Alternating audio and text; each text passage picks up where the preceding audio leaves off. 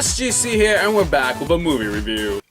Imitation Game. Directed by Morten Tyldum. This is his first English language film, and this was based on the Alan Turing, The Enigma by Andrew Hodges, and it stars Benedict Cumberbatch, Keira Knightley, Matthew Goode, Mark Strong, and everyone else down below. So what's this film about? Well, this is a based on a true story event sort of film, and it's based on the life of Alan Turing during the time when he was a key figure in cracking the Nazi Germany's Enigma code, which helped the Allies win the Second World War, and then later on to be criminally persecuted for his homosexuality. And that's basically the entire film. We follow him going through the whole project of Enigma, and then what happened to him afterwards, and just like the ins and outs of his time during this time. So what do I think? Well, first off, Benedict Cumberbatch was amazing. His vibe, his mood, his just atmosphere, just everything about him was just great in this movie. I really enjoyed his performance. Every time he was on screen, I was like, yeah, spot on, awesome, greatness, stuff, awesome, awesome. The premise itself is just great. This story needs to be told as it is a crucial part of our social life, our life now in the 21st century, as he is basically the father of the computer with his old Turing stuff, and it's just great now that we know what he's done for society and how his homosexuality just really screwed him over back in the 50s, and I just really hope that people who watch this really realize how far we advanced or how little we advanced, give or take, in terms of just sexuality itself. Like, it reminds me of Masters of Sex, as that takes place in the same time, and it's just like jarring as like we see sexuality like this now, or we see homosexuality like this now, and back then it was like this. So definitely it was great that they involved his homosexuality and just like, you know, this is part of him. Like, we have to show it front and center. We can't change that about him.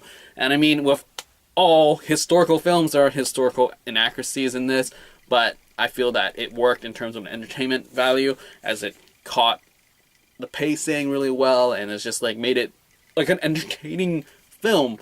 And if you read up, it's just like there are inaccuracies, which totally makes me feel like I want to read the book that it's based on, is just to see where it goes. Also, the way it was filmed, it was nice. Like, it was very fine the way it was filmed. It captured the really stressful atmosphere, and just the dialogue and the relationship between everybody was just great.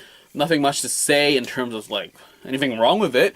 I think with Benedict, he was just really great. I think the biggest problem was that everyone else was just okay, passable for what their roles were. I mean, in terms of dialogue, I don't know how much you can splice it up or whatever, but it just felt like there could have been more development in terms of just showcasing these people. Because we all know Benedict Cumberbatch has a degree of acting of greatness to expect. So it was kind of disappointing that no one was even near his level. Like, everything just went like, this is a movie to showcase Benedict Cumberbatch, and I just felt that everyone else could have been played out more. But I don't know in terms of like the actual story behind it. Maybe, I mean, from what I read on Wikipedia, Turing's actual niece was surprised that Keira Knightley was cast as Clark, because Clark seems to be a plain woman. And obviously this is eye candy for Keira Knightley, as she does good in terms of her own acting. I mean, it's nothing that's amazing in terms of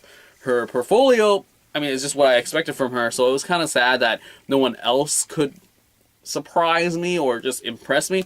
I guess the closest one would be Lawther and Mark Strong, where he plays a dry humor MI6 agent, and that was kind of like, oh, that's interesting compared to the rest of your portfolio in terms of you being strong and silent and no emotion kind of character. And this guy is like dry humor, and it was just fun. Lawther, definitely he has one of the best scenes in the film, like in the end, where he just finds out something happens to him, and it's just like that close up to the face and that expression is just like, whoa, that's strong stuff. And it's interesting how the best performance we have is from the old Turing, and the second best performance we have is from the young Turing. So that was kind of cool stuff, and definitely I would look up for this guy for sure. And I looked up one of his films, X+Y. He's with Asap Butterfield, so that's gonna be interesting. I'll check that out maybe when I have time. So basically, this movie was good.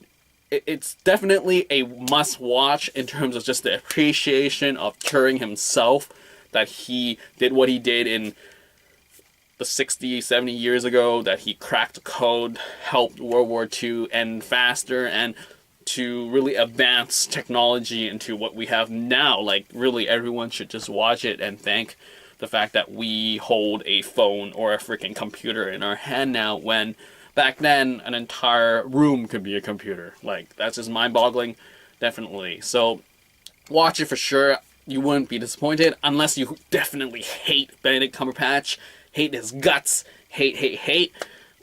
I don't know why, but also, don't be like, oh, I don't want to watch a war film. It's not really a war film, rather it's a historical character study of a man who is smart and just was trying to fix or solve a puzzle, and the war is a backdrop. Rather, this is a study on how this guy with social, I don't know, problems and his sexuality, how does it affect those around him, how it affects him, how does he present himself, sort of thing. So it's a much deeper movie than just a dude who worked on a code that was during the war. Like, there's other stuff, and I really appreciate the fact that they added all this stuff rather than make it, hey, it's a war film, let's do this. That, you know, Enigma, sort of thing. But it wasn't. It's a much deeper film, and that's pretty much all I gotta say for the Imitation Game. So if you have seen it, leave a comment down below, and I'll get back to you as soon as possible. And that is all for this movie review of The Imitation Game.